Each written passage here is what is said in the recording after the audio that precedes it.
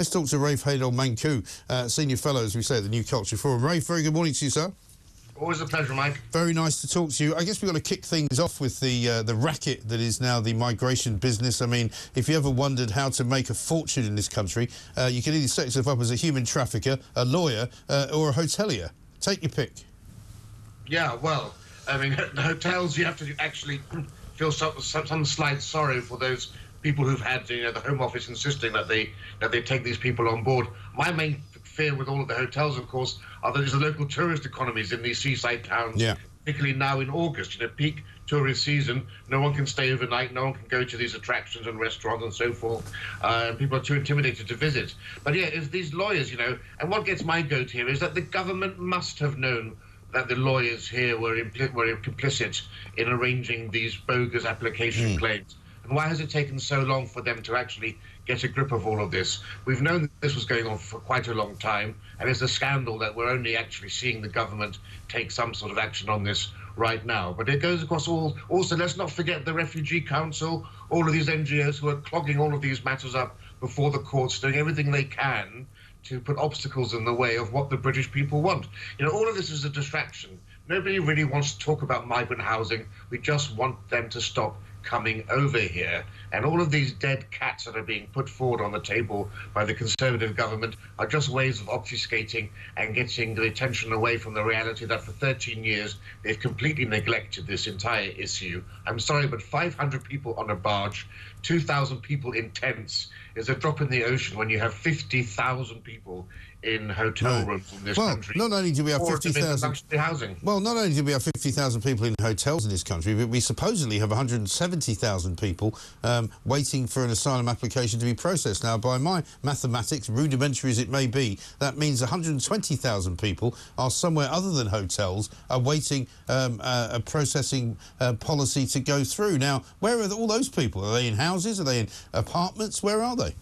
Well, we just had the sickening scandal recently, didn't we, last week in Chelmsford in Essex, where a building for 98 units was requisitioned by the Home Office at the protest of the local council in order to house migrants. So we have migrants living in luxury, brand spanking new flats when there are waiting lists in Chelmsford, Essex, where people have been waiting for years to get out of their substandard housing, in many cases with mold leading to health and other respiratory illnesses, and they're being put on the back burner in order to prioritise migrants. The solution here isn't difficult.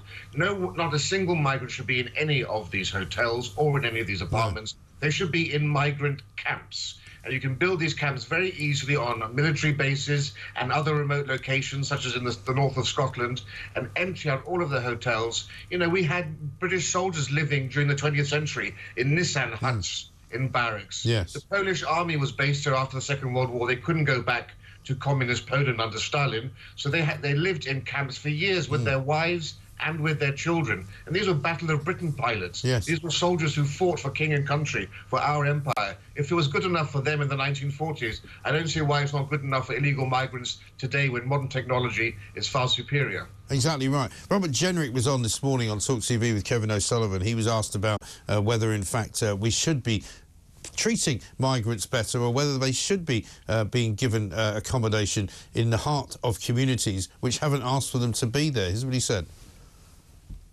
First of all, my big question of the day to our audience has been, was Lee Anderson, the Tory Deputy Party Chairman, right to say that if the migrants don't like the idea of living on barges, if they don't like the standard of their accommodation, and I quote, they can F off back to France. Now, let me tell you, nearly 100%, I've never seen the switchboard light up like this, nearly 100% of all of our people who got in touch said he's absolutely right. It's what the vast majority of people in this country are thinking.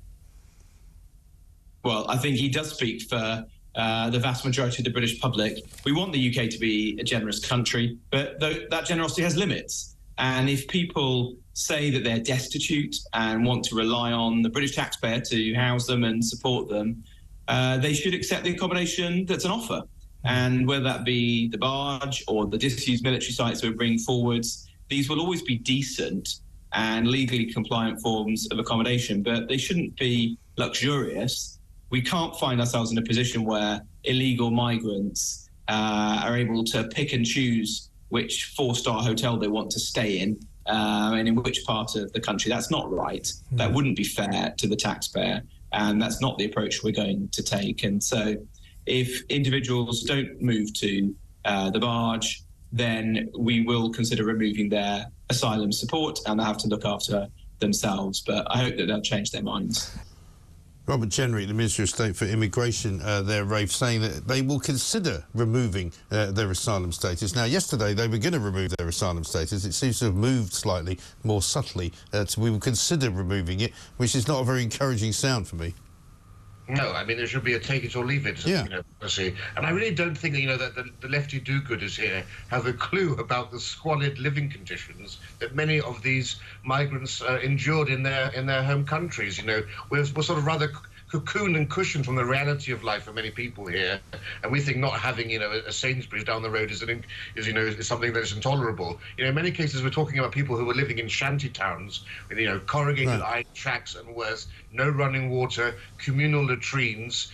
For them a rundown 1-star hotel is luxurious. And we've all seen footage of the rooms on this barge, and I'm sorry, but tourists in London today pay over £100 a night to live exactly like that, in rooms that size and smaller. And for those of us, who grew up in the 1970s, I would say that these are luxurious conditions. When you just said earlier, 3 meals a day with international cuisine, entertainment rooms, a gym, excursions and activities, that's better than Butlins. Yeah, well, I've got even more bad news for the champagne socialist lefties who have never seen a bunk bed in a room aside from when they were at boarding school. The bottom line is that actually there's an awful lot of people in Britain living in more squalor than these people are being put up in, because this Bibby Stockholm has just been refurbished. It's got all manner of brand new accoutrements in there. They've got a gym, they've got free food. Somebody pointed out to me today they could see that the food that was laid out on the table, they're actually eating branded cereal, which for so many people now is actually too expensive to buy because they have to buy the sort of the local supermarket brand. So, it's ludicrous to say that they're being treated in an inhumane manner. And these people from Care for Calais are having a laugh, aren't they?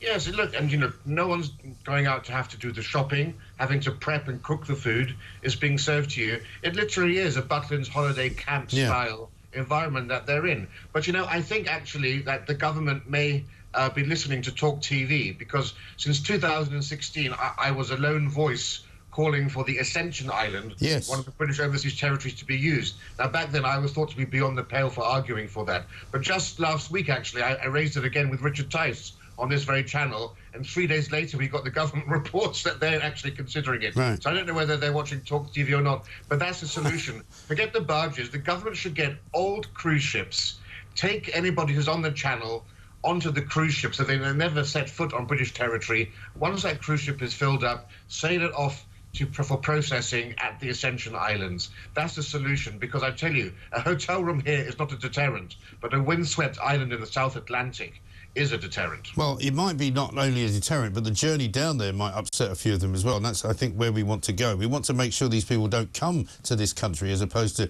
trying to figure out what to do with them once they get here. I think that's the overall view of most people in this country, apart from people who live in Islington.